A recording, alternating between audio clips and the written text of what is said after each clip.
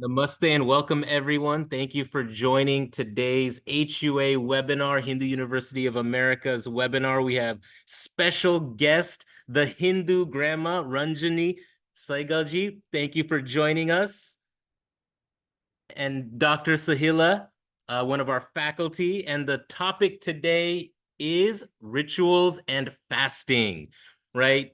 It's such an interesting, complicated, but also simple set of ideas that we're going to dive into. Our special guest, Ranjani ji, is popularly known as the Hindu grandma on Instagram. I had actually just reached out to you on your handle before this was scheduled. I don't know if you saw that. And she's going to be here and talk to our esteemed faculty, Dr. Sahila, on the importance of rituals and fasting that are traditionally practiced in Hindu culture. More importantly, we're going to delve into why these rituals are all the more important today and how to implement them in our daily life, especially amongst the younger generations. So both of you, I'm glad to have you both with us today, are excellent authors on your own accord. The Hindu Grandma's children's book is called My First Om and is very popular amongst kids in America. I might have to get one for my niece and nephew. Dr. Saila has authored several books like the Chakra Handbook, 21 Steps to Reprogram Your Mind, and The Why Behind Cancer.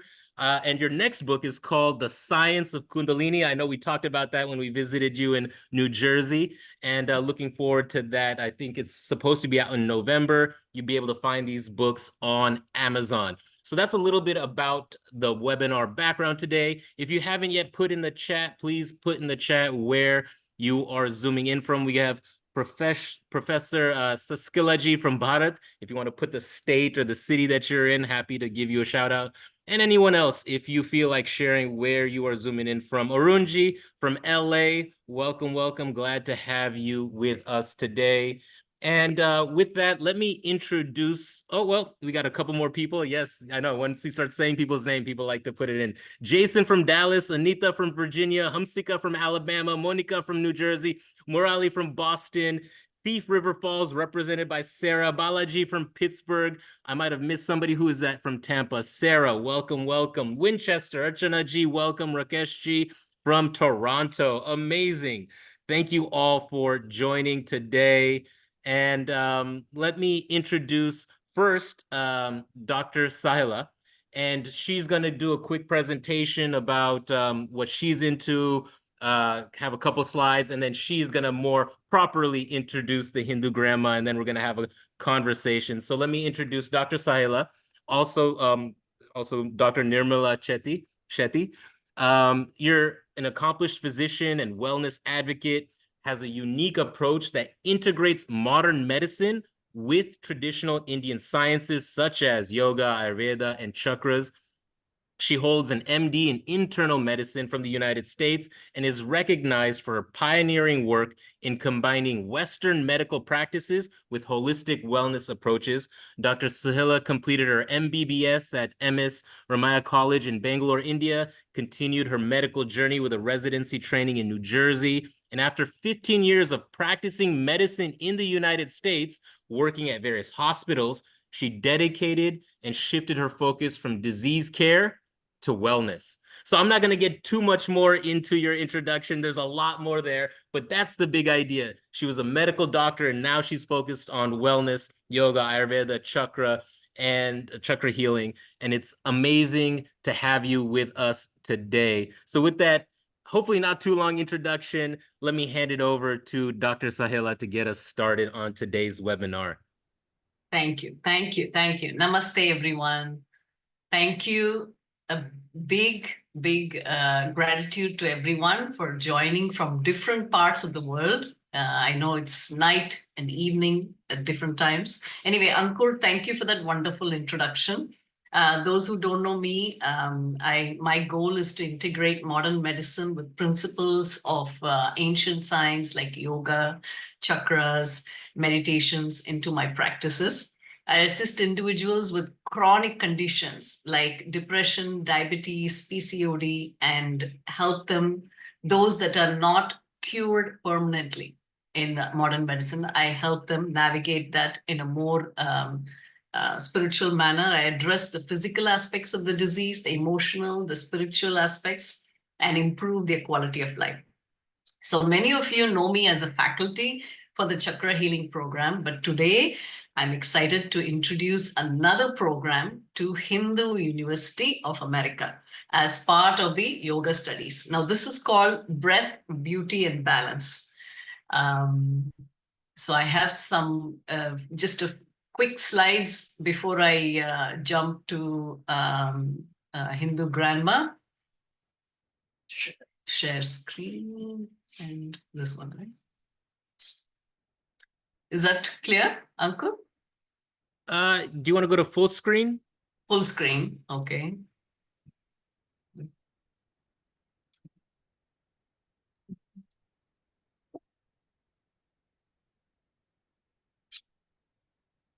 Yeah, you just open it with the Google Slides. In a segment. Yeah, I don't think so. I don't think that option is there. Is this not visible enough? No? It's okay, but full screen would be better for our audience. Maybe you can download it and or just hit that open. Okay. Is this better? Yeah, okay. I zoomed in a little bit. Yeah. Yeah. Okay. So these are the list of, it's called Breath, Beauty, and Balance. We are going to include 12 different pranayama techniques here and also merge it with the very popular face yoga.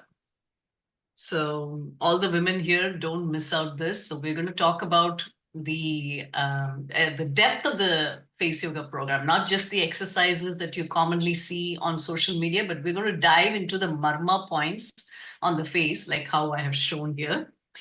And interestingly enough, these are the advantages of the face yoga. You're going to have monthly schedule planner, breath work and pranayama indicated for each part of the face, the best homemade facial cleanser, best hair and skin products, Kansa wand therapy that we use in Ayurveda, marma points, all these things included in the program. And for every pranayama that you learn, you will get at least 3 to 4 handouts, which looks like this. I'm just sharing a sample handout here. So here we are sharing, I'm talking about Tirumoolar Pranayam, one of the most underrated but a supreme pranayam.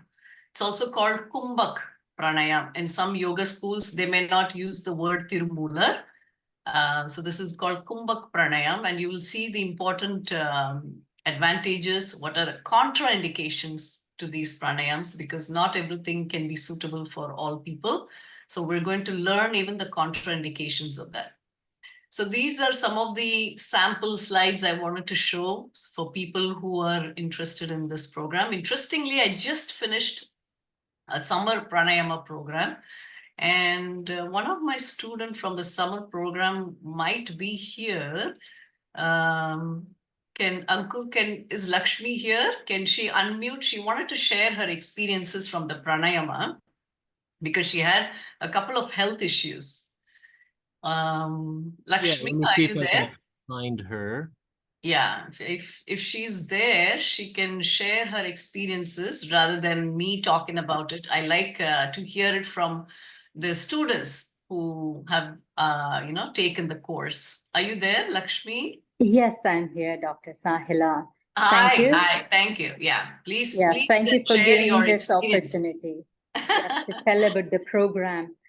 We finished the pranayama. I continue to practice the pranayamas, especially which was tailored for my condition. I have diabetes type 2 with the particular pranayama focusing on my condition, that was Kapalabhati, with various levels. It helped me so much. I've seen improvement in my blood sugar control and my digestion as well, and the overall energy levels throughout. And the other condition was the sleepless nights, the other pranayama, Brahmari pranayama. That was very, very helpful to get me into the sleep. Often, before going to bed, I used to practice that and I fall asleep, and a good sleep throughout. So all throughout the program, Dr. Sahila was highly knowledgeable, taught us pranayama with so much passion and dedication. Her instructions were very simple yet clear, encouraging, motivating for us to practice for daily sadhana. And also she taught us insights about the subtleness of each pranayama techniques, taught us various levels too. And not to mention was I don't want to miss mentioning the contraindications. She used to bring it up for every pranayama, every levels. All the materials, they were shared prior with so much clarity and easily understandable. I'm very happy to have taken this course. Thank you so much. I would love to take more programs with you, and you're doing a great community effort. Thank you, Dr. Sahila. Thank you, Lakshmi. Yeah, thank you so much for sharing your input. So it helps others also be, motivated. So moving on. So also the important part of integrating the face yoga with the pranayama here is to help people avoid the natural process of, or delay the natural process of aging with absolutely no cosmetics. As you can see, even today, I haven't stepped, to be honest, haven't gotten into the salon or aesthetics and Botox and fillers. And being a physician, you understand where I'm coming from all these techniques. And I see a lot of women facing hair loss, acne issues, dark circles, all those things will be improved with good, efficient breathing techniques and face yoga techniques. There's also this, let me stop sharing. There's also this incredible oils and so many different products, Ayurvedic products that I will be sharing, where to buy, how to use them. All those things will be part of the program. Now, coming to the most awaited part of the webinar, my favorite auntie, I call her auntie. She's Ranjini Sehgal, a popular, sensational grandma on Instagram called Hindu Grandma. We're going to learn more about how this name came about from her. And I never miss any of her explanations and videos on Instagram. Just for people who are new to Hindu Grandma, I just want to tell you that she has gathered 170K followers in 5 months. I think that requires an applause, especially for young content creators like me and the younger generation. We all know how difficult this is to get likes, okay? Forget followers. And Auntie has managed to do this single-handedly with her knowledge, with her confidence. And this is because she's so authentic in her explanations. She was born in a religious family, spent many years of her childhood at Sri Padmanabha Temple, where her grandfather served as an officer. She studied Sanskrit. She's also a qualified Purohit or priest, Indian Hindu priest, and trained in the Gayatri Parivar League. As Ankur mentioned, her first book is My First Om, which is available on Amazon. And this was a first birthday gift to her granddaughter. How sweet. I think this will be her most memorable gift for her entire life, no doubt. And she has served as Ritvik at the inauguration of the local temples, and she is featured in many articles, USA Today. She's an executive producer of the Ekal Vidyalaya Foundation of USA. Ekal Vidyalaya Foundation of USA runs about 100,000 schools in rural and tribal areas in India, providing education to nearly 2.8 million children. Another big applause to Auntie. I can't tell how proud I feel talking about these things. And each school is used as a nucleus to bring about holistic transformation in the villages. And interestingly, I came to know this only after I spoke to her one-on-one, that she's a graduate from IIT Bombay, which is another feather on her cap. Ranjini Sehgal worked also at MIT and Tufts University in the US for over 25 years. And she's a co-founder of the bi-weekly South Asian magazine, Lokavani, which has about 40,000 subscribers. And she's an active community leader in the Boston area. And she's also founder of one of the oldest schools of Indian classical dancing in Boston. And she was honored by Governor Deval Patrick for her contributions to Indian heritage and fine arts in Massachusetts. And she also received a Lifetime Achievement Award from the Commonwealth of Massachusetts Asian American Commission. So the list goes on, and I don't know. I have a lot more things to say about her, but we don't want to wait and don't want to make Auntie wait. So welcome, Auntie. I'm so honored to have you here. And we've been talking about this for months. Yes, yes. Yeah, It's and such a special pleasure. we're finally here, and also in a wonderful platform, Hindu University of America, having the presence of many like-minded, many interested individuals here. So I will give the over to you, Auntie.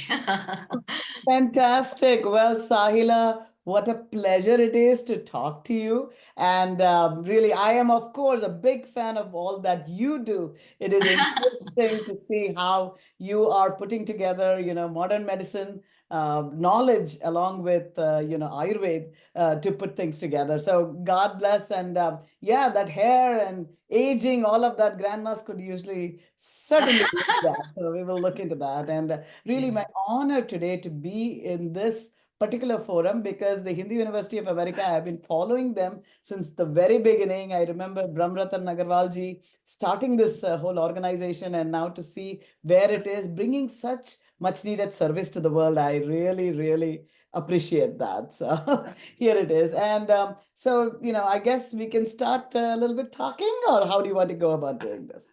Yes, Auntie. So first of all, for people who are here, they may have different understanding of what is rituals. So I want to hear from Auntie, what is the significance of these rituals and why we should be even talking about this or teaching this to the next generation. Sure. Yeah. So we can hear from you. Yeah. Surely. So when I think about rituals, everything that we do in the world is a ritual.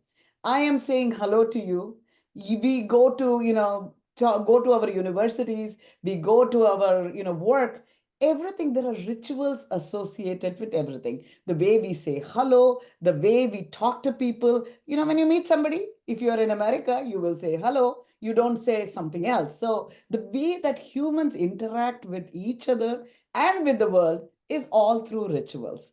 And that is why it is very important, even when we are trying to establish that relationship with something beyond, that we use rituals. It is a very natural thing for human beings to do all over the world. It doesn't matter what religion is followed, whatever we do, rituals are the way that we connect with the world. So now the question is, why should we be doing like rituals that are more spiritually inclined?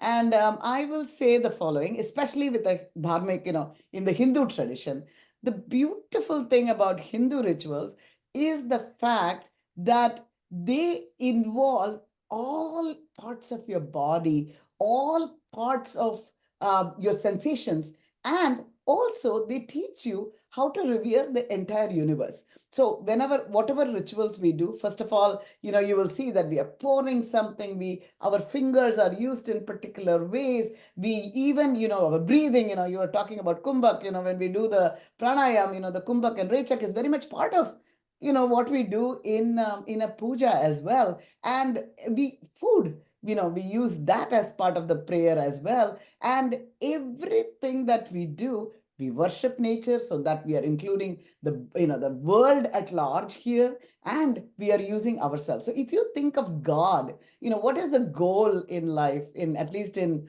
the way I think about it, as Swami Vivekananda says, the goal of life is to manifest the divinity within you. How do you go about doing that? You feel God, you love God, you see God. How do you feel love? All of that, you can only do it if you do it through rituals. If you think about love, for example, right, in the young people now, right, for example, you have Valentine's Day, you're supposed to give, I don't know, chocolates or whatever it is at that time. So there is rituals, there is ways beyond words, beyond thoughts, that you can do to convey emotions and actions. And that is why I think rituals came into being in the Hindu traditions. And why is it important for us to teach the Hindu rituals to our children? I will say this, right? Every human being wants to be connected to their roots. This is a natural thing. This is why when children are adopted, there is a lot of work you have to do to make sure that they're connected to their parent. But parent is not just about biology. It's not about a family tree. There's more other trees that exist, because we need to know, where did we spring out of? Where did we come from? Everybody has this question. This is why we study our history. This is why we, want to go back. You see, even children born here want to know, where do we come from, who we are. And only when you have that kind of a firm root, like I remember Prema Pandurangji saying that only when you are in a rooted tree can somebody fly, right? Like the bird needs a rooted tree to have its nest. And that is what rituals do for you. So yes, when you are maybe grown up, you can read the Bhagavad Gita, but that again uses only your mind, right? But as a child, you need to be able to touch, feel. That's all you know at a very young age, right? You don't, my granddaughter, it took, by the time she started talking, it takes a little time. But before that, she could automatically touch God. She could go see those things. And once you start establishing those relationships early, and I would say youth comes not just in age of, not talking or something like that. Spiritually young people as well, right? When you are at a high level, yes, Omkaraya Bindu Sanyattam, you can be what you want to be. But when you are spiritually also young, the path that you adopt, it's very important to follow the rituals, for then you can establish a contact with the divine. And then, of course, it's your path. Wonderful. Beautifully said, Auntie. So I when you said about the identity, it immediately struck a chord, because I teach chakras, and the identity crisis comes when we are not able to identify at the Muladhara level, right? So the Muladhara is the root chakra. And the next one is Swadhisthana chakra. And when we have a blockage there, then that's when it rises to identity crisis, which is so commonly seen in the younger individuals today. Why am I dressed like this? Why am I eating like this? Or not feeling confident to express their identity in a public setting. Oh, I'm not going to eat this rice today. I'm not going to wear this thing today. All those kind of issues children are facing because they are not connected to the roots. And this can be avoided, and not only for identity crisis. In future, it leads to social and psychological illnesses. That is what the science has shown. So for people who think this is just purely, transmitting traditions, it is a lot more deeper than that.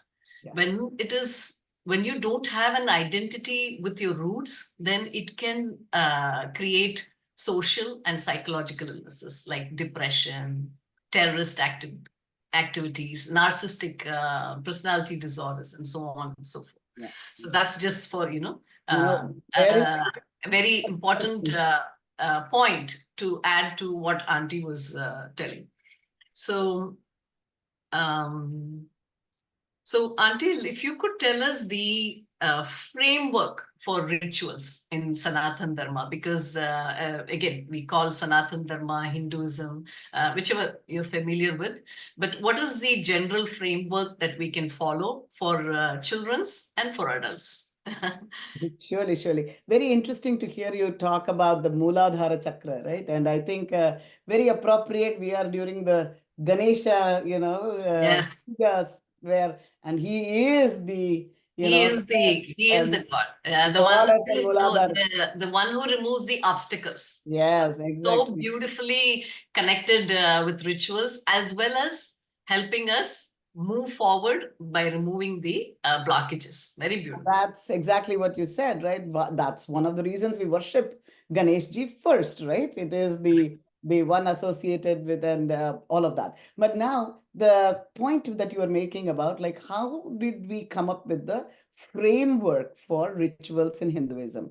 And it is important to know this because sometimes when we move countries, desha, kala, patra, depending on who you are, where you are, we need to know how do we do our rituals. And as an engineer and you're a doctor, we need to understand what are the fundamental principles, because in case we want to change something or we want to, not everything is available, we should know what is important and what is not. So when you look at the rituals, so I will just so Sanatana Dharma and Hinduism, so let's talk about that a little bit.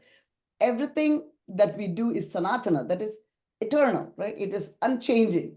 And of course, dharma, right? It is the way we live our life. Dhareti iti dharma. It is the right way to live. So that's all that is the framework, right? It has to be eternal and it has to be something that will sustain our life. So fundamentally, everything you will see in rituals is, and I think you will attest to this in our later part as we talk about fasting and food, is that it allows us to connect in a beautiful way to nature.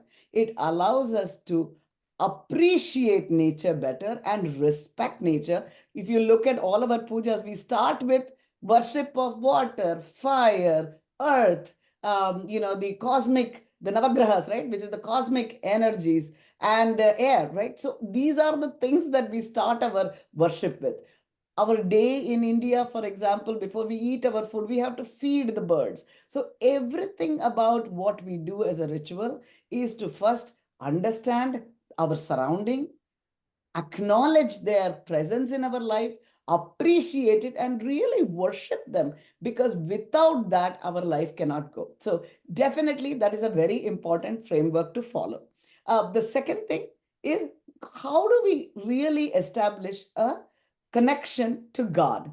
So God is, of course, I mean, it's hard. None of us can say that we know God, Adi Shankaracharya probably did, but we're all on that journey. But whether we know God or not, we can start communicating in the way that we know how to communicate. And how do we communicate with anybody that we love a lot? Is by being hospitable to them. We bring them into our house, we talk to them. And this is another very important point that I always think. If you have done pujas, if you have done rituals where you have established a good relationship with God, when you may be in trouble, you can go out and reach out, because by this time, the emotion of love is inside your heart. It automatically is there. So supposing you're in trouble, you're not going to go to somebody that you know nothing about or somebody that you're fearful of. You're going to go to somebody that you love, you care about, who you feel cares about you. So as you establish this contact with God, and it's often done through, hospitality, right? The Shodashopachara Puja is nothing but I give you some water, I'll give you some food, I will give you things. I do an Archana where I'm talking about, and the Archana is a beautiful thing because, different names of God helps you understand the different attributes of that particular deity, and you establish a relationship with the divine. And once you start doing that, and as you progress spiritually, then there is a hope that indeed there will be that manifestation of that divinity within you. So if you look at Indian traditions, right, like they always say, it's all about yoga, right? Sahila, you know that. Yoga, Yes. what does that mean? Just huge, right? It comes from how do you unite with the divine, right? We are here and we would like to unite with the divine. And we always talk about 4 types of yogas. We talk about first we have karma yoga. So if you don't know anything, you don't know the divine, nothing, you start with doing your work. A child who is born does something, it cries for food, that is its karma. Whatever it does, so it is doing something. And as we progress in life, we want to make sure that karma is done in a way that it is, we talk about detachment and all of that, but basically done in a dharmic way. And why should you do it in a dharmic way? Because it will make your life better. What happens in the other life, we don't know, but your life will be better.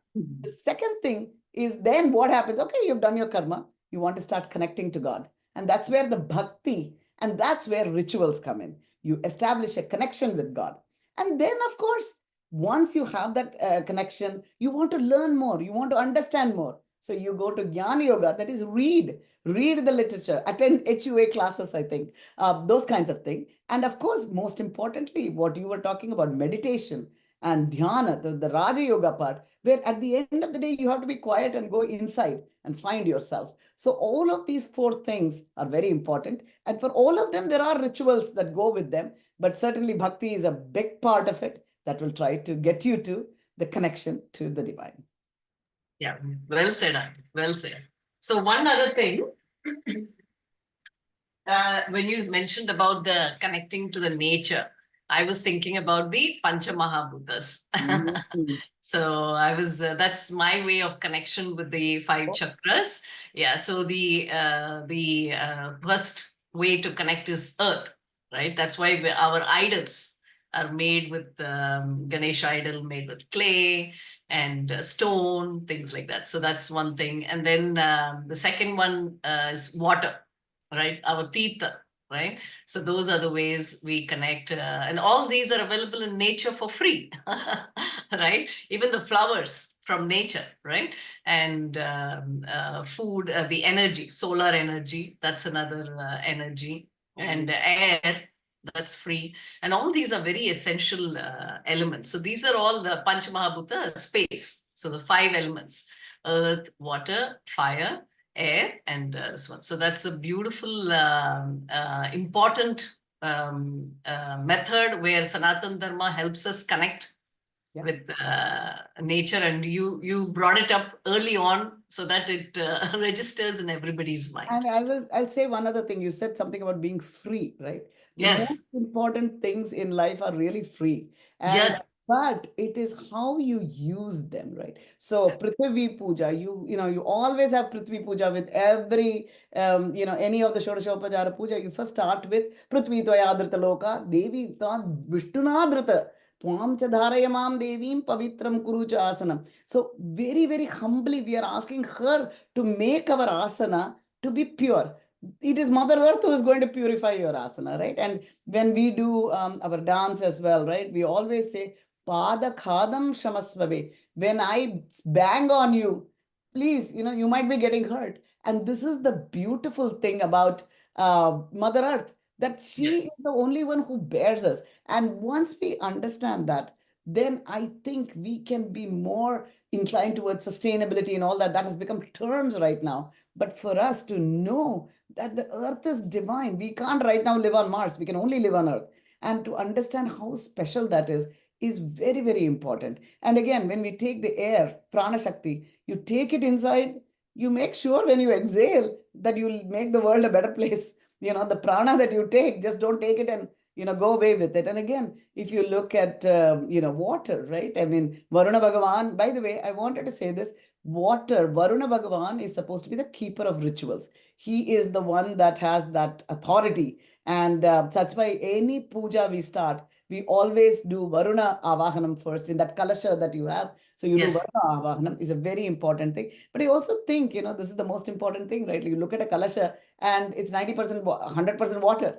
We are also 90% water. So it represents us, the water. And to be like that beautiful, colorless person who can fill our life with God is why we worship Varuna Bhagavan. And then the fire burns away every negative things and put it up. So, and of course, the energy of Akasha, what you're saying, but which is also manifested by Navagrahas and other, grahas that we think about. Graha is not planet really, it's energies, right? The energy of the sun, the Aditya. I mean, I think we were first sun worshippers before we were anything else. So, and of course, the Gayatri mantra that, actually talks about how the sun is bringing everything into us. So all of these worships that you're talking about, the Panchamahabhutas, we are reverential towards it. We understand how they have impacted our life. So it's just a beautiful, beautiful thing here. So. Yes, yes, yes. And even where, if you see, correct me if I'm wrong, Auntie,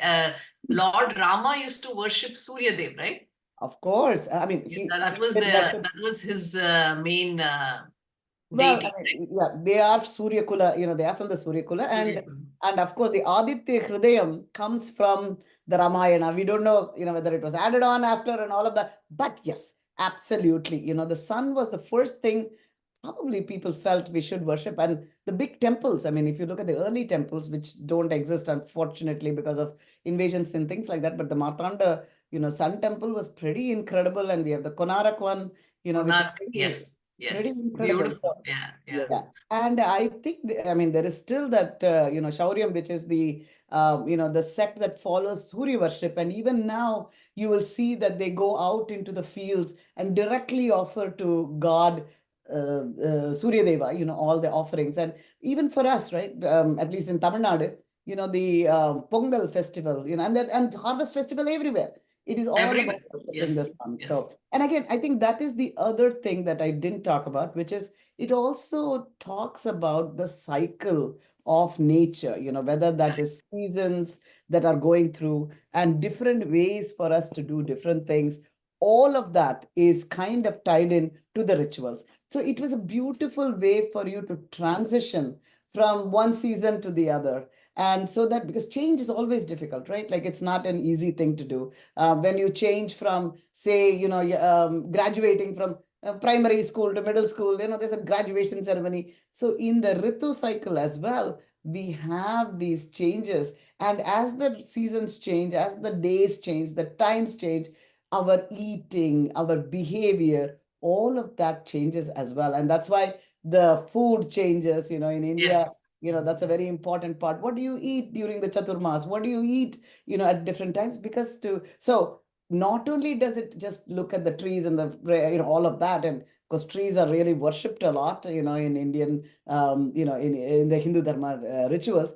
But in addition, we also understand astronomy, the cycle of nature. And it really is I think, a way to understand and establish a relationship with the world around us. So just wanted to add that as beautiful, beautiful, Auntie. So one more thing that I remembered about sun when you were explaining is it's also very, very important for digestion and metabolism. So that's what I keep insisting to all my students that, do the breathing exercises in outside, so you can have the exposure of the sun. Or even if the weather is bad, go for a walk in the evening, spend outdoors, gardening, farming, clay making, pottery making, garland making. All these things were done. There were people doing this outside the temple, right? Or as part of the tradition, right? But actually these were enhancing our input of Surya Dev, Surya energy. And when Surya energy, when UV rays are inside the body, it's not only for digestion and metabolism, it helps in vitamin D synthesis, vitamin D transportation to the bones, calcium absorption, and also for strengthening the bones. So nowadays, when we see all arthritis problems, skin problems, rashes, and osteoporosis, all these things, the first thing I will ask them is, how much sun exposure do you have? Interesting. Even depression, depression comes from the word SAD, sad, seasonal affective disorder. Wow. Yeah, that's the mnemonic that started off from sadness, then it progressed to depression. Why? Because sun energy is very less in certain parts of the US and Canada and so many even European countries. The sun exposure is very less. So these people are getting more and more prone to reduced UV rays exposure and, and the effects of all of that. So a lot of those things, it came to my mind when you were talking about the importance of Surya Dev. So Yes, moving on, we have a lot of questions. So we are moving on to the next one. So this is a most common thing that I get asked by the children of today's generation. Are pujas and rituals superstitious? yes. And why do we hear, why do children think it is superstitious when we say, don't do this during this time of the day? Like, for example, I'll say, don't cut nails, don't cut hairs, don't cut your hair in certain time of the day. Why is, what is your explanation to them, to the Yeah. children? So very simple. I think superstition comes when you don't have it's a fear of the unknown, right? Superstition is when we don't know something and then we get afraid. So Yeah. when you do a puja or a ritual, you should never do it because you're afraid. And as I always like to say in Sanatana Dharma, we never have this concept of God fearing. That there's no translation for that. We are only bhakti is loving God. So there is nothing you should do thinking that, oh my God, if I do this, if I don't do this, something bad will happen. So because we know that, if you didn't do that particular puja, there are thousands who are not doing the puja and they're just well. So never, ever, ever do a puja or a ritual. And in fact, it's a negative way to do a puja because it causes negative energy. Any puja or ritual, if done right, is going to bring positivity. It's going to bring happiness to you. If there is things like kama, krodha, lobha, right, all the negative energies are in you, you're doing it because you're angry, you're afraid, you're sad.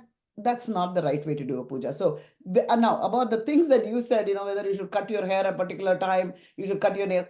I think these all came about because, probably in India, the light was, there was no light in the night, and that if you cut your nails, probably that was health wise, it could have been a Yeah. problem, I think, right? Like I feel a lot of this has some sense, but that it was relevant to the time. And so I don't consider, the time of cutting your nail as, a very important aspect of keeping up, when we go Desha Kala Patra. Again, if somebody can explain to me why I shouldn't do it now, I might go for that. So I always say this when I do a puja, when somebody says, don't do this or don't do that, question them.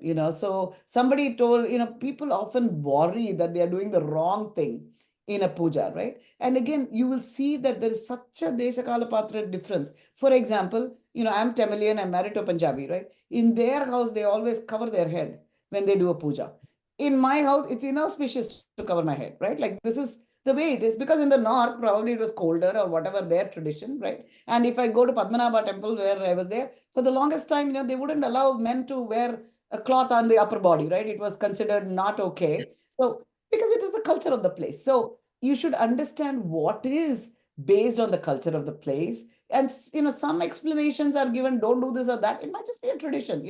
So for example, my grandmother would say, wear a 9-yard sari and do a certain puja.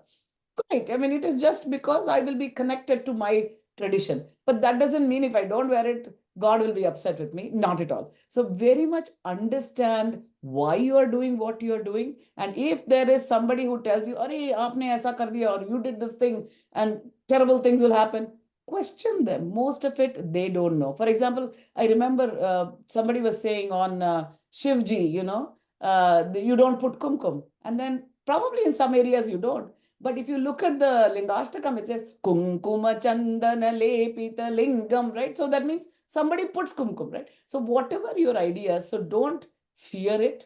Definitely learn from it. And if you have a guru, ideal, right? They will clear all your confusions. But don't go to that person who says, oh, I don't know why you don't do this, but that's the way it is, right? And sometimes you might, your grandmother might say something like that. I don't know why, but this is how I want to do it. You can follow it along thinking that's a tradition from my grandmother. And there is nothing wrong to think about that, right? If my grandmother says I should do something, it's a tribute to my grandmother. It is an honor to that tradition, but that doesn't mean horrible things will happen to you if you don't do that. So always, especially to people raising children in the United States, I will say this, right? Definitely don't teach them superstitions, always yourself. Most of us also don't know why some of the things are done. And there's nothing wrong in saying, hey, I don't know, but let me go find out. And we could say, but I still want you to do this because this is how I was raised. And this is a tribute to my mother and my grandmother. So keep doing it in this way, but understand that I don't know why it is that we do it this way. Maybe we can get back to you as well. Sure. And Auntie, what is your, is there a reasoning for, looking for a good time to do the puja, good time to enter the house? Is there anything science for that? What is your experience? So I don't know the science for it. So I'm going to say I don't know. However, I do believe that, if looking as I'm studying things, it does appear that, the energies, changes at different times. This is, if I look at any mantra, right? Like, I mean, what is a mantra? We ourselves are nothing but energy pods, right? Our soul is nothing but an energy pod. So why a mantra? If you chant the mantra, your energy changes and you become positive. And we know this, you chant Om 3 times, you will feel better, right? So similarly, the times of the day, the places you're, I think the energy levels change. And definitely, for example, if I do a puja at 4 to 8 in the morning, wow, I feel really good, and I do it at 11 o'clock in the morning, my body is not there, right? The body is in the best place between 4 and 8. So I think that's what it is, but I am not an expert on astrology or on astronomy. So I will definitely, I think HUA has courses on that, and I'm sure yes, excellent courses. Also, one more thing that Auntie you mentioned was very important, the Brahma Muhurtam, right, in the morning. So there is a science also for that, where the certain hormones are at a peak between 4 and 6 in the morning. So that's also corroborated with scientific evidence that your concentration is high, your focus is good, you're not worried about what happened an hour ago or 5 minutes ago because you just got up. And so those things are, scientifically valid. I'll add one thing which I really want to caution people.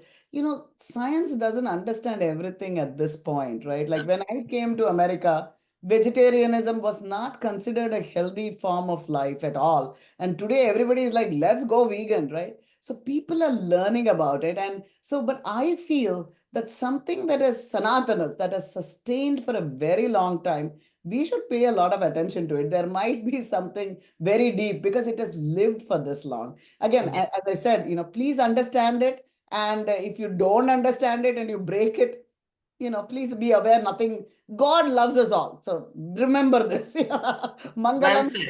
So that's a very important thing. Yeah, So, well said. Well said. And this brings us to the, the next part of the equation, because you said science is slowly figuring out the things that were explained in Sanatana Dharma, which is why fasting has become a very American thing right now.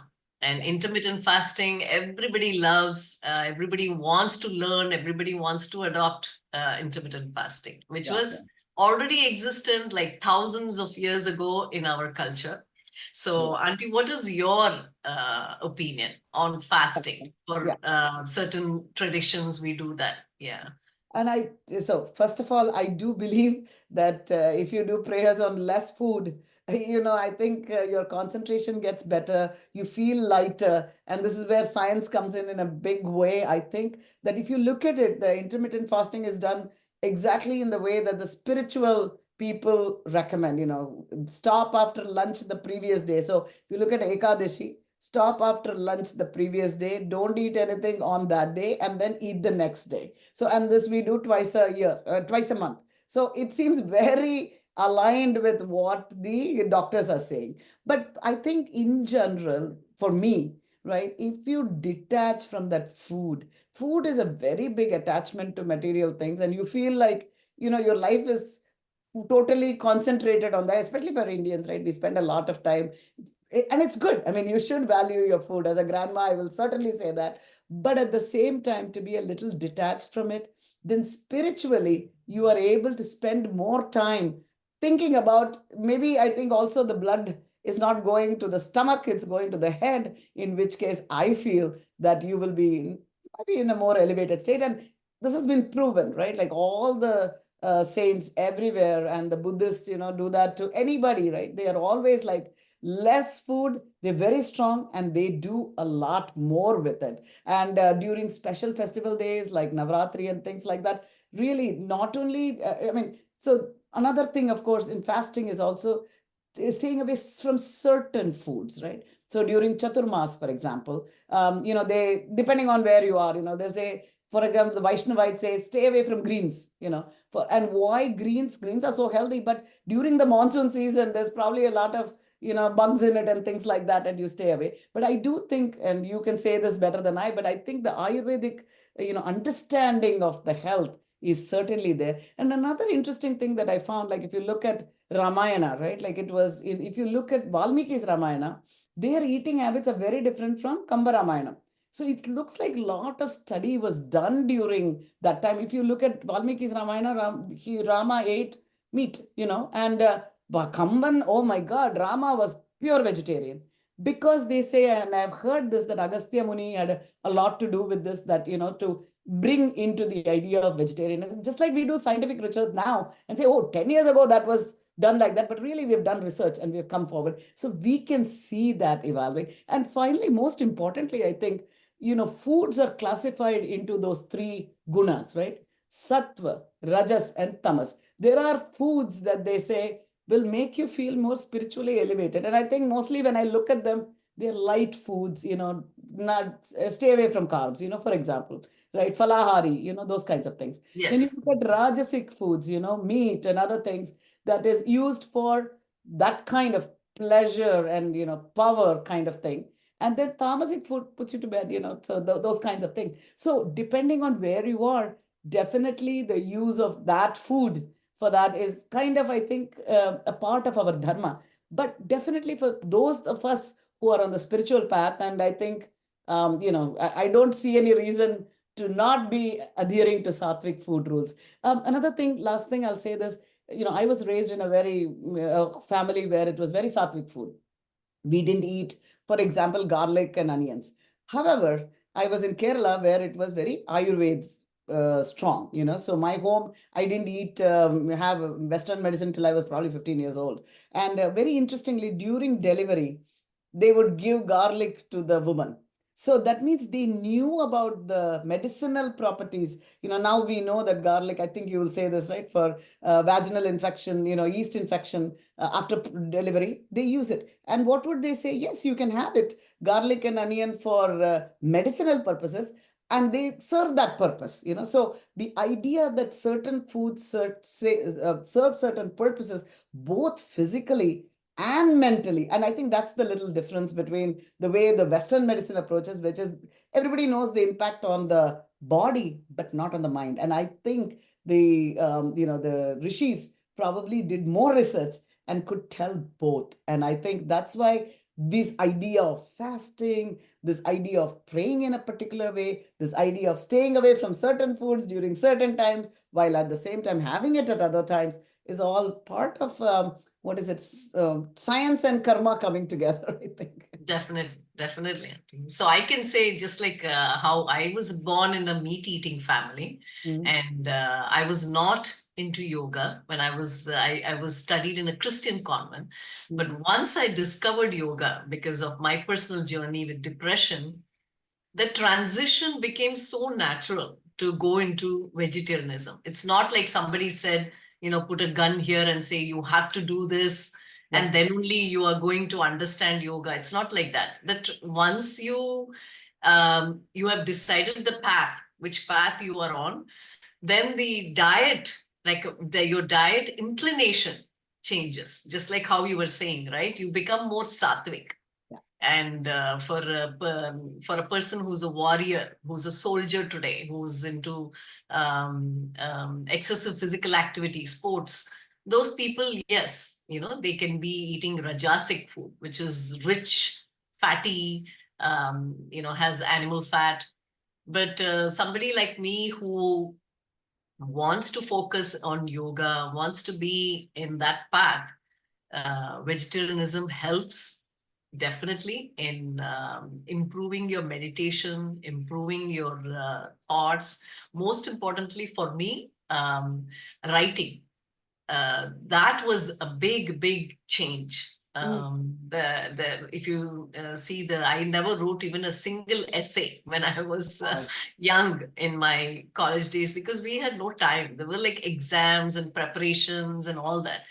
So once the yogic path became clear to me, and the writing just flows. Yeah. So those things, when the energy ascends, they say, na, after Vishuddhi Chakra, it goes up, the thoughts become patterns. The patterns emerge as writings, and that's what culminates in a book. So definitely when you are in that path, then your diet changes, and the attachment to the taste should be become less as we become old. That's a very good point that you brought about, because the more and more we have the attachment to the taste buds, then it's very difficult to progress in the path of yoga, right? Yeah. People say, I've been practicing for so many years, but I'm not losing weight. So yes, yoga is not for losing weight, but if you are doing an hour or 2 hours of high intense yoga, you should see the results. Then you have to start understanding where your attachment comes from. Where is the vairagya? The concept of vairagya is such a beautiful element in Sanatana Dharma, and I'm glad you touched that topic. One last question about prasad. Yes. And what is prasad? And of course, when the monks and saints, their food itself is like prasad. I don't think they eat more than that. But I want to hear what is your explanation of prasad. Yeah. So again, I think it's all part of the rituals, right? Prasad means that everything that comes to you has come from the divine. So when we eat something, if we know it is divine, our mind feels it is divine, it is immediately going to make a difference. So if you look at our body, right, how did it get, I think everybody talks about the pancha koshas, right? But the Annamaya kosha, mostly we were the soul, and we ate a lot of food and became what we are. And thus, if we offer that food to God, and if it comes from God, I feel the energy of God gets into that prasad. And once you have divine energy that comes into your body, it is obviously going to have a very positive effect. And in fact, in the old days, people always made all their meals a prasad. My mother never tasted her food. She always gave it to God first, and we ate only that which came from God. So once you have such a divine prasada coming into your body, definitely that's positive energy, and that is making a big difference. And of course, we always also made sure charity was a very important part of it, right? We always gave food first to the animals outside. And in fact, in many homes, you didn't eat till you fed somebody. This was a very important part of it. So giving back, so all the good things that we do has been associated with food. Food is a very important part of our whole life system that is there, and hence prasada is a very important thing. By the way, I'll say one other thing that was very interesting. You talked about the sun, and I had met a Jain monk, not monk, actually he was a Jain who had studied Jainism better, and he says that he never eats. He just has a technique that he has studied where he walks outside for 45 minutes and directly takes the energy of sun and put it into body. And I've seen him, he doesn't eat, so this idea that indeed, of course, everything, by the way, the prasad, we always say, right? Deva Savita Prasuva, that means all the food, Deva Savita, which is sun, has given birth to. Prasuva is given birth to. So we acknowledge that it comes from the energy of the sun, and when it goes into our body with the blessings of the divine, certainly it'll be beautiful. Yeah, very nice, very nice. Thank you, Auntie. Thank you, Auntie. And let's should we go for the Q&As, Ankur? Because I'm seeing a lot of questions. You're on mute, Ankur. You're on mute. I don't have too many questions, but let me I know, I ask see the that. audience a question, because as Ranjani ji said, we do have a lot of courses where we are getting into this, and I'm just honored to be a part of this conversation. It's been such a good conversation, so many different interesting not just but aspects of it were explored, and I get why you have found this huge following on social media. Your energy, the way you explain things, it's just amazing. I'm glad that we were able to have you on this webinar with us today. It is my pleasure. And Dr. Saila, always a pleasure that you Thank you. were with us. And the course that you will be teaching this next quarter, Pranayama, Breath, Beauty, and Balance. Let us know if you're interested in taking that course. And then we're going to be doing a retreat, the Ayurveda Wellness Retreat from October 3rd to 6th, right here at our campus. And we're always looking for new faculty to join us and offer courses and retreats and engage with us. So Ranjani ji, that I'll put it out there. If you're interested in, it was amazing to hear you, recognize Brahmaratan ji. He's big benefactor, and we're at his space right now. We're at the Waves conference. It's going on this weekend, the World Association of Vedic Studies. Yes. And again, there's so much going on in the growing Hindu ecosystem.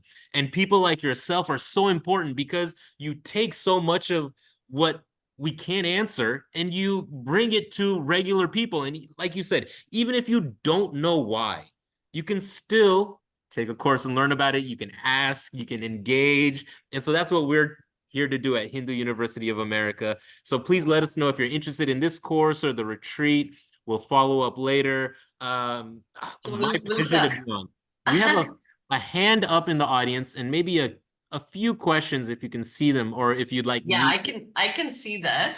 I think Monica is asking, I struggle with times when 2 or 3 fasts fall on the same day. I never figure out what rituals to follow. Also, Hinduism says skipping fasting during menstrual cycle, which I don't understand. Please help me understand. Auntie, I think this is for you. The most difficult question first, right? So when two fasts come on the same day, I would just pick, the one that is more, in my mind, the more stricter of the fast. So if there's a Nirjal fast plus a stay away from potato fast, I would go for the Nirjal one, really, so that you're kind of covered on everything. But at the end of the day, really understand what that fasting is about. Again, I would go back to that continuously. Just don't say, oh, I have to do this fast and that. Understand what's the purpose of it, and make sure in the fasting from a spiritual perspective, in addition to not eating or whatever it is, the prayer part of it is very important. So if there is a particular Ekadashi that is dedicated to Vishnu or whatever, so make sure that the idea is to connect to God at that time. So if you know what that fast is about, what that prayer is about, I would certainly follow that. About menstrual cycle, again, I think Dr. Sahila can say this.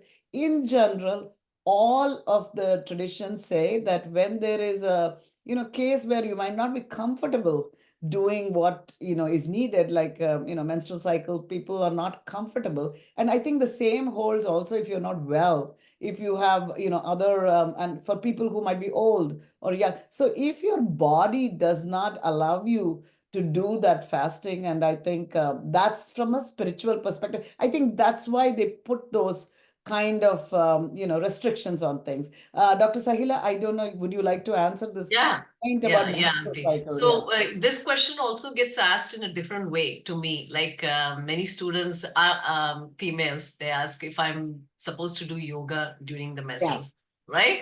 So that's another common question. So my response is exactly what Auntie said. See, for me, when I started, the cramps and all that would be a big deal during the cycles. But now, because of 10 years of practice, I don't feel any different between, a regular day and a period day. And it really, my classes are there every day, almost sometimes 2 times on the same day that I have my period. So I cannot stop the classes, right? So it's really up to, how comfortable you are. For a beginner who's starting to do yoga, I will say, don't do. Because you're going to have more pain, more discomfort if you're doing certain kinds of stretching, especially really deep stretches. But for a person who's already been practicing for many years, like me, and who's not feeling any cramps or tightness or any difference then I would say you're comfortable with that, then go for it. Of course, we will not keep Ganesha picture or something that is deeply upasana types. There won't be anything like that. There will be just asanas and meditation. There won't be like a prayer or a havan or things like that. So that's how I address most of these. And then so there is a question for you, Auntie. Please tell us how we can do simple puja that Yeah. is understandable. Yeah, small children. Actually, my whole Hindu grandma started with this idea. Yes. It all started because my daughter said, Mom, we need to have simple pujas for our kids and make it so that it's simple, it's understandable. And in fact, when I started to do weddings and things like that, that was the goal again. People were like, we don't understand what's going on. So where do you start with children? So I'll tell you what I do with my granddaughter. So before she was actually able to speak, I'm amazed that when I made the book, my first Om, we started reading it to her. I'm amazed at how early children can say Om. That was a surprise to me. And I mean, my granddaughter only started because it was her first birthday book. And now I have friends who have taken it and their children are saying Om. They send me videos of them saying Om. Then they're 4, 5 months, 6 months, Wow. So it's a simple, and it's not too difficult. So definitely first ritual, teach them Om, however you do that, right? I think that's a good idea. And again, make them do something every day. So again, I'm going to take my granddaughter because that's my case study right now. So, every morning before she goes to daycare, they take her to the temple that we have and, they light a lamp and, you don't have to light a lamp that is, made out of, fire and all that because kids may have a problem. Electric lamp, put it out there and then turn it 3 times. Arati is very, very important, right? Like start there and then just put your hands together. And of course, my granddaughter also likes her, as she says, her pottu. She needs her pottu. That's very important to her. And because the third eye, again, this is a very, so if you look at rituals, see what is most important. Om is very important. Pottu is very important. And I'm really like, I feel everybody should put one on. It's a good idea. And if you start them early, my granddaughter has no problem wearing it. I mean, she's still very young, but still she wears it. And I think the world also is becoming more accommodative, so they won't look down upon things. So definitely put that on, light a lamp, and then and then you can go. As the child gets a little older, I used to tell my dance students always, do 2, 3 prayers in the morning. And you may not know the shlokas, but at least think of Guru. And if you don't have one yourself, definitely Adi Shankaracharya or some of the, whatever your traditional Guru, I would think of Guru. Ganesh ji, very important because for intellect, that is the whole Mooladhara, all of that, right? And also intellect, God of knowledge, and Saraswati Mata. These 3, just think of them. Don't even no need to do a puja or anything. Get up in the morning, pray to these 3 and go. And of course, I've tried to start teaching shlokas on this Instagram. So short shlokas are there as well. And if you want to do a puja with them, and again, I have some ideas for short pujas, I would say again, what I do in those is light a lamp, ring the bell, chant Om 3 times. Think about Guru, Ganesh ji, Saraswati Mata with great love. This is very important. Always ask them to bring them with great love. Then bring the deity of the day into your heart with great love. And then just offer a little water, offer a little milk, offer a little and take a little haldi kumkum chandan, put it on the deity. Put a little bit of some prasad. And if you don't have any prasad, you can have sugar in the house. You can do nuts, fruits, anything, right? That's all you need to do. Put some water and offer it. And as I always say, the final thing, again, I'm saying don't even buy flowers, right? Sometimes otherwise you have to go outside and buy flowers. India, it used to be easier. Nothing is needed. Take rice that is mixed with haldi, that's akshat, and sarva bhavebhyo akshatam samarpayami. That is for whatever you want to give to your deity, through that akshat, you offer it. So what are you really doing for your child? You should explain that all of this is hospitality. This is the most important guest in your house. I hope, even now Indians are always very, very, generous to their host, to their guests. and say, this is the most important guest who has come to your house. And that way, the children hopefully will know about Guru Ganesh Ji, Saraswati Mata, very important for children. And the last thing is, definitely at the end of it, take the lamp, rotate it 3 times in front and explain them what an arati is. And what is an arati? If you have a real flame, it is where the energy of the divine comes into that flame. So you feel that energy. Now, when you touch that flame and put it to your eyes, it is a physical connection to that deity. So these are the simple steps you can do. And I have practiced them on my Instagram, and I tell you, 3 minutes. That's it. Yeah.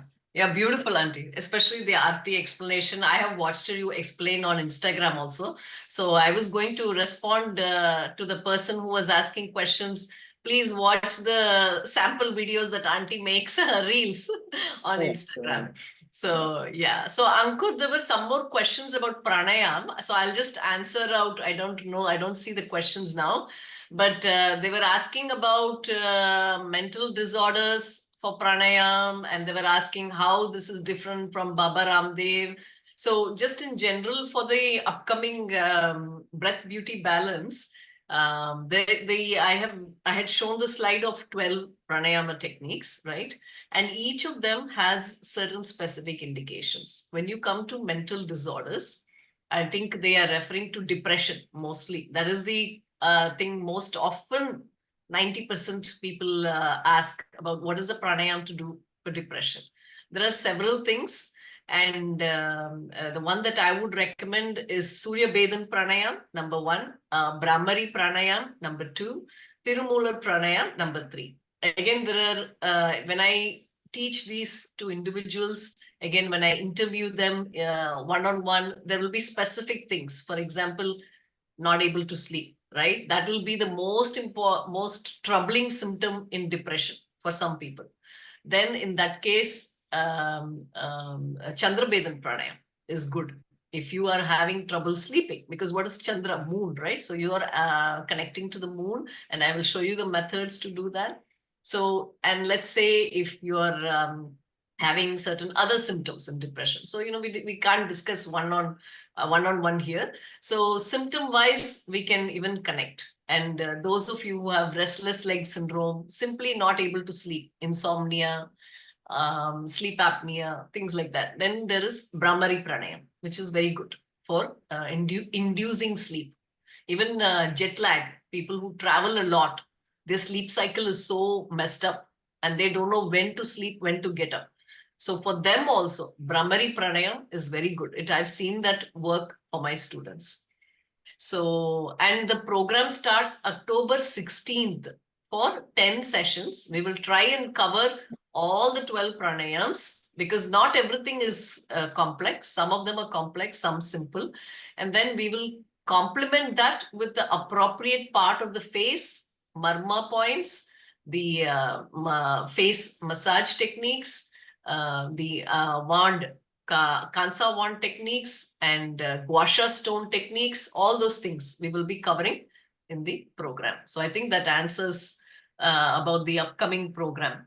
So somebody anonymous is asking, if some relative passed away during any festival, then it is said that forever family member are not supposed to do puja or celebrate that festival. Please explain. Auntie, I think that is for you.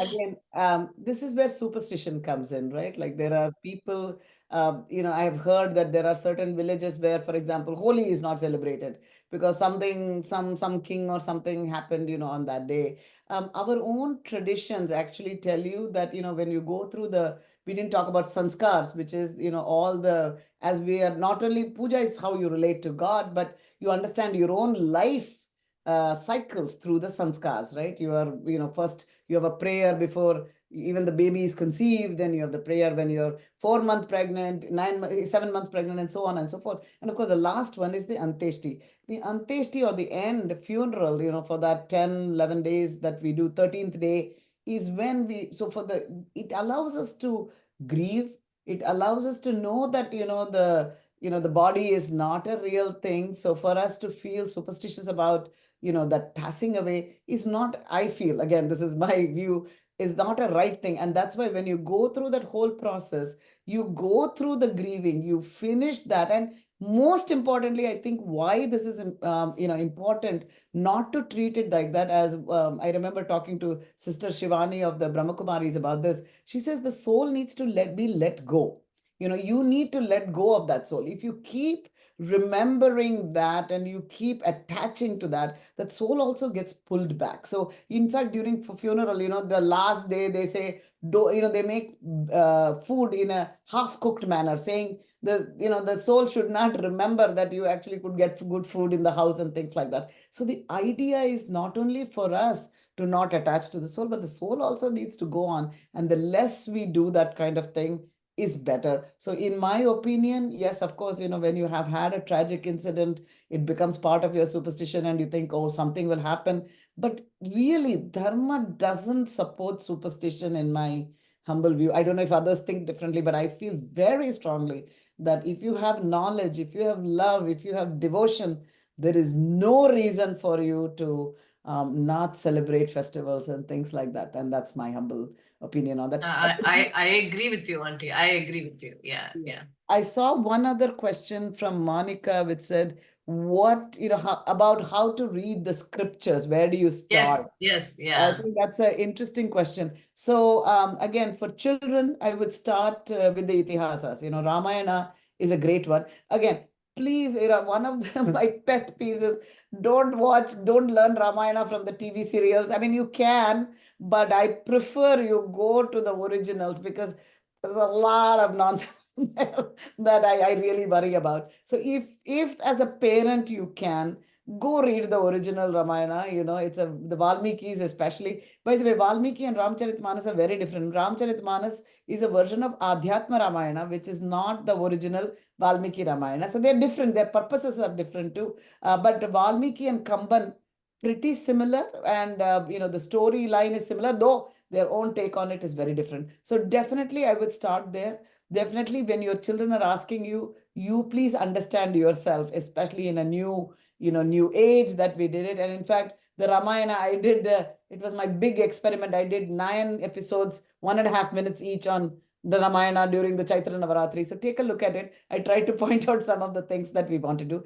Beyond that, definitely, I think the Bhagavad Gita is a very, very another really important text that I would read. So if you can only read 2, I think these 2 are, one is very much about how to live life. But the only the difference between Ramayana and Bhagavad Gita for me is Ramayana is fun. I'm a dancer. I like drama, so dramatic things, if you learn through drama, which is how most of us learn, the Ramayana is very good, but you need to make sure you just don't get the entertainment and go away. Come and learn what is in it, right? And of course, with the Bhagavad Gita, it's very, it's theory, right? So if you can understand it, it's great. And actually now there are a lot of Gita for kids books that are coming out. And I would again recommend you read that as well. But again, my simple, humble request to you, please. By the way, one really, Valmiki Ramayana is tough to read, I understand. Rajagopalachari's Ramayanam in English, I think, is a pretty good small book for people to read. And I think now Dushyant Sridhar has also, I haven't read the book, but has started one with Ramayana as well. So at least more authenticated. I'm not, and there are many great sources of Ramayana, but definitely please look up an authenticated sources, because really that's called, otherwise your child may not have the same spiritual experience that we would like for them. And Auntie, for Valmiki Ramayana, any particular publication you suggest? And Gita Press is the ideal. And if you don't know Sanskrit, take a course at HUA. Yes. Wonderful. Yes, that is definitely on my to-do list. Yes. Yeah. I was going to say, I don't know, but what I would say, Gita Press is certainly, the gold standard on everything. It does have translations. And I say IIT Kanpur also has an online version. But I have to say, when I look at the translations, just be careful, So I think it's nothing like, ideally find a guru, I mean, I think nothing like that. And the good thing about Ramayana, especially, the Sanskrit is easy. It's not that difficult. So if you kind of know some Sanskrit, it is, at least you will know when that translator is goofing on you or not. So for sure. And so I think maybe HUA Sanskrit 1 is good enough for that. I don't know. Yes. There are other courses, but I am a big fan of Ramayana. So I have to say there is nothing that I enjoy more. I think it's the most, by the way, it is beautiful. I'll tell you why. I'm just going to take a moment here. First of all, when you look at Valmiki's Ramayana, and I had the honor to study it, I'll say that first of all, you understand where our traditions come from. You will see, there they touch feet, every time the Anjali, the rituals that they do, you will recognize a lot of it. Panigrahanam, right? Where the wedding Panigrahanam comes from, you will see it in the Ramayana. Another thing you see that Valmiki is very into numbers. I see why we care about math so much. Everything. He will never say they went to 14 years of Vanvas. He will say sometimes 2 times 7. He puts all these equations. And in fact, the way the building of the bridge, it's like, I think it's a Fibonacci series over there, right? So, lot of numbers, lot of things there. Most importantly, Valmiki has great respect for women.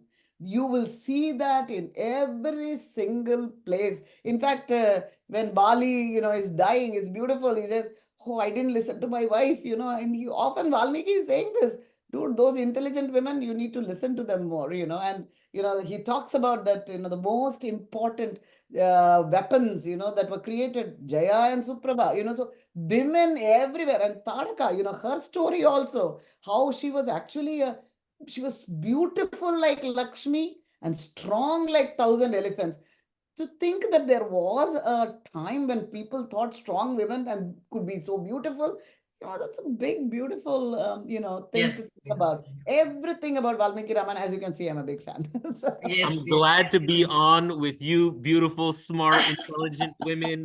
I launched another poll. If you did find this discussion with the Hindu grammar useful, let us know. Short answer. And this one is kind of interesting. Sahilaji asked me to put this.